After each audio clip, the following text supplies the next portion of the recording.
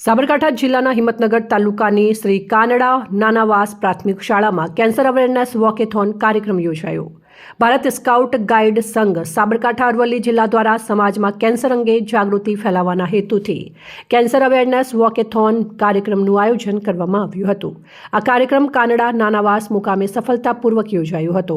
આ કાર્યક્રમમાં Bharat scout guide સંઘ સાબરકાંઠા અરવલ્લી જિલ્લાના ચીફ કમિશનર અતુલભાઈ દીક્ષિત, સીમાબેન શાહ કાર્યક્રમ કોઓર્ડિનેટર વૈશાલીબેન પટેલ મુખ્ય ઉપસ્થિત રહીને હાજર રહ્યા હતા। તેમણે કેન્સર જેવી ગંભીર બીમારી સામે સમયસર જાગૃતિ, સ્વસ્થ જીવનશૈલી અને નિયમિત આરોગ્ય તપાસના મહત્વ અંગે માર્ગદર્શન આપ્યું હતું।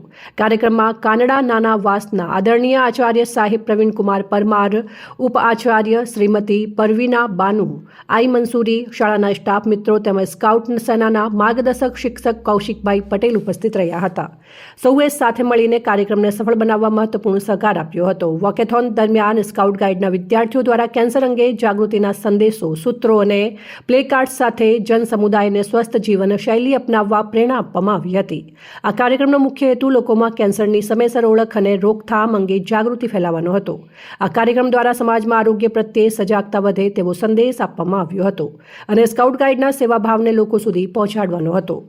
રિપોર્ટ સોએબ સૈયદ, સંબંધ ભારત ન્યૂઝ, સાબરકાંઠા।